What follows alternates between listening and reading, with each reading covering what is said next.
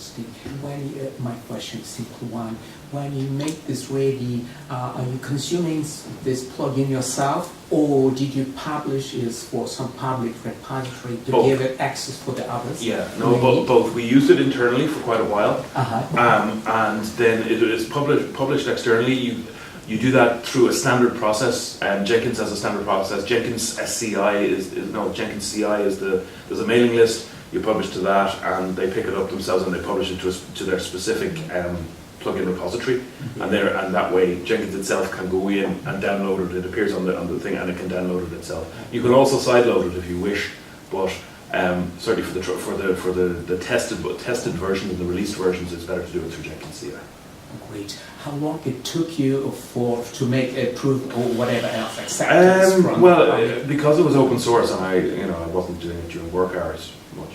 There was I suppose it took me a couple of months, but there was a lot of I started off genuinely with a blank page. I had absolutely no idea what was going on, and a lot of went, oh, I'll do that, but that's wrong.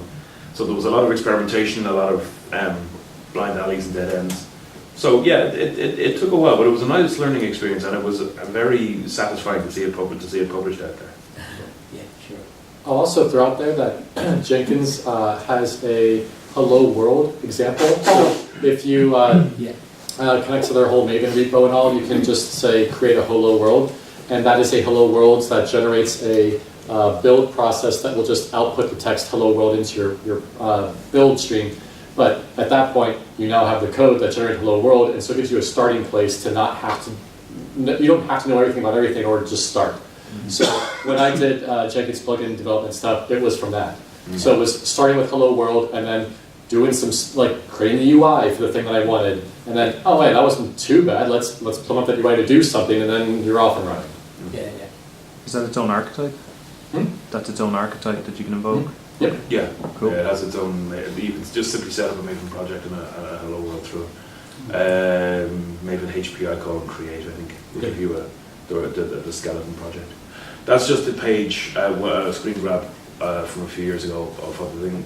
You can see this link here. That is the action class that I was telling you about. You click on that, and it produces all of this, which is a Jelly template. Did you know Jelly before this? I'd never even heard of it. Okay. No, absolutely not. It's an unusual one. I've never heard of it since either. So I don't know if anybody else is using it like that. I suspect it was, my instinct would be that it was, we need something really quick. Grab the first one that appears. And Jelly is ahead of JSP or something like that alphabetically. It seems to also be used in ServiceNow. So if you do a bunch of ServiceNow developments, you might be running to Jelly, although I think they might be doing something other than Jelly on more modern ServiceNow interfaces. Okay. But if you start Googling Jelly errors, you'll get responses from ServiceNow. Okay, all right. Well, then it is maybe a little bit more, more useful. But and it's enterprise with a capital E. Yeah. In general, though, I would have to say, if you have something that you're doing regularly with data that's produced from a Jenkins job, and you think it's got something that will be useful for other people, right? Do the plugin. It can be as easy as 3 or 4 lines. You grab the information, even just to publish it. Say you have something buried deep in your console file, and you want to find it, but you know you can search it really quickly. There's nothing to stop you writing it, and then you just literally have a link there. Show me the important stuff. Click it, and up it comes. Basic things like that can make things very easy for yourself. So it is a handy way of. They always say that the expression is necessity is the mother of invention. It's not true laziness is. So if you want to stop having to do something constantly, it's a really good way of getting around that. What's the one thing that you wish you knew at the start of undertaking the project? The UI. Right. If I'd known how that worked, if I'd known how easy it was to work with it, I would have started on that instead. Instead, I used a homegrown site which wasn't particularly nicely done. There was a guy working at the time who was a UX thing. He did a very quick 5-minute for me, made it look absolutely lovely, but it still didn't look like a Jenkins plugin. It looked like something that was hanging off the side. Yeah. The UI would definitely be the thing, and especially realizing how flexible and simple it is to use. Did you find through writing a plugin, and how did you find it informed your understanding like Jenkins? Because you probably would have gotten into the internals of it a little bit more, and then as a user of it, or even scripting some of this stuff. To be honest with you, it didn't do much. I was very much. I I'm a proponent of Jenkins in the building here because I thought it's a really, really good tool for, beyond just simply creating your jars and publishing them to Nexus.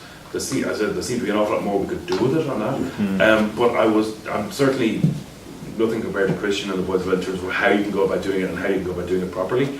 I learned a bit about the internals of how you can attach code using the interfaces. I didn't dive much beyond that, to be absolutely honest with you, because it wasn't really necessary. It did make me realise, though, as I was saying just a few minutes ago, it's really possible to do anything you like with a plugin. Jenkins exposes an immense amount of information through that build object that it passes through. So you can actually extract almost anything you need out of that. So even if you don't want to do something that's historic, if you just want to do something that's specific to that one build, it's very, very easy. But if you want to do something that checks the last 5 builds and gathers information from all of them, that's almost as easy. The only thing then you need to do is think about some file manipulation. So you need to be, what I ran into, and this will probably inform your question as well, I did all my development on my lovely Windows laptop, humped it onto our Unix box where the big Jenkins lived, and it all died on its arse because of file separators and basic file stuff like that. So I learned a lot about the Java file API at that point. So yeah, it didn't help me a huge amount, but it cemented my appreciation of Jenkins as a tool in that situation. Yeah, the immediate one that occurs to me is like given there's a lot of click through. Like we use a lot of multi-configs and multi-jobs. So I mean, your mouse hand is getting a lot of work having to click through to get to that console, or even just get into job details. So even just initially, it seems like a good example of like your example you have here, to just mine some of that info and just flatten it up. Yeah, and I mean that's a simple case. That's basically just reading data that's already generated. So when you get into the complex stuff of I need to do a very complex build, so I need to build 3 jars and get a C++ and knit them all together and throw them out. There may be a plugin for that out there. There's plugins to do almost everything. But what you're specifically talking about in terms of mining data, it's ideal, and it's very, very simple. So you could even do yourself a very simple Jim's dashboard. You click on it, and it gives you the 5 pieces of information that you need to see.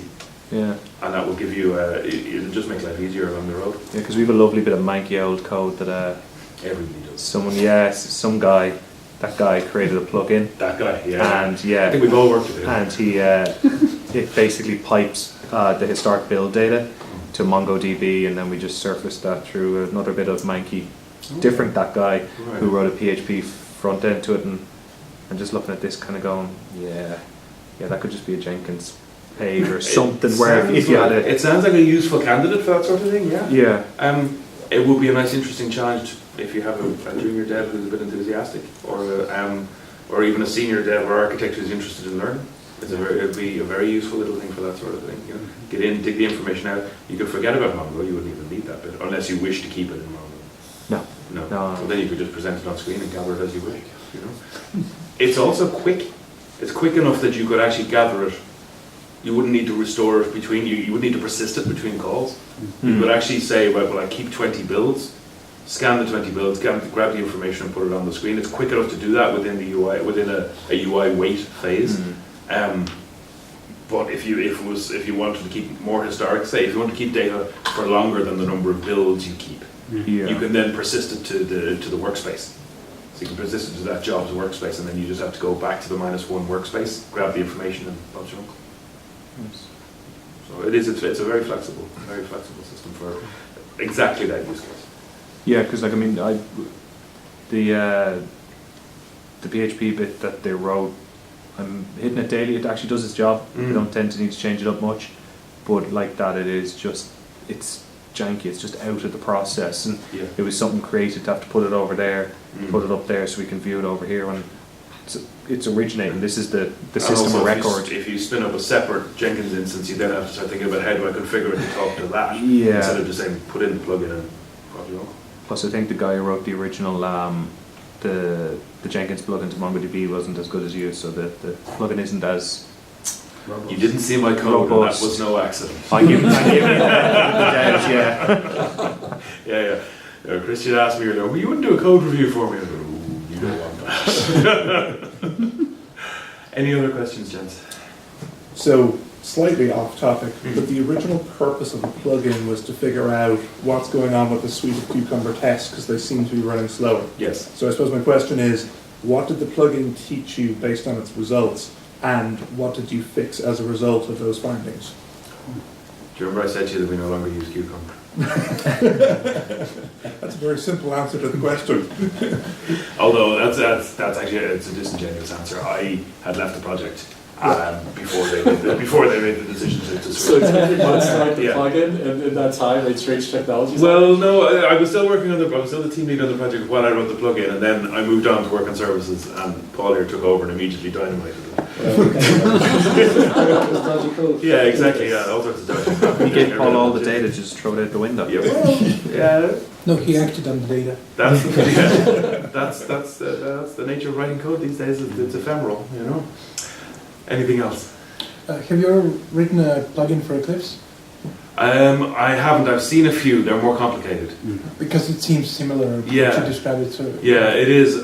they also switched to annotations. And, Yeah, what I tried to do once was that there was a very good, also for Cucumber, actually written by a guy who used to work here, a plugin where you could click on a scenario and it would bring you to the method that it used. Oh, nice. And I was thinking, God, wouldn't it be really handy to have one that went the other way, where you selected the method and hit a keystroke and it went back and showed you all the scenarios. And I tried to do it and realized it was much more complex. This was a relatively easy use case. I don't know whether it could be, you know, if I was hit with a much more complex one, it could have taken me a lot longer for a lot less reward. You know. But you're right, a lot of the UI frameworks, a lot of the frameworks that involve UI would have that interface extension point approach, because it's a very good way of controlling how people use your code. If you just give open access, you don't know what they're going to do. You know, click overwriting parts of the system. Yeah. So it does make sense to do it that way. How do you find building the plugin itself? Like, I had trouble with that with Eclipse. Eclipse and its Maven plugin does not play nice with the HPI, the HPI packaging. I didn't use IntelliJ at the time. I downloaded it to have a look at the code when I downloaded the code again to have a look through it. IntelliJ seems to work a lot better in that it doesn't throw any errors. What I found doing a lot was literally writing code in Eclipse and then doing a Maven hand build in a command line. But because it was a very short build cycle, it wasn't a huge problem on that. It does. There's a very useful thing within it where it allows you to actually run a private Jenkins server.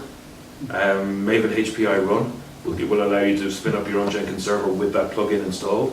Now, you then have to configure your job every time, which can be a bit of a pain in the neck. But it does have the information, it does have the ability to do that, so it's a good way of, you don't have to package it up and deploy it to an external Jenkins every time to test it in that area.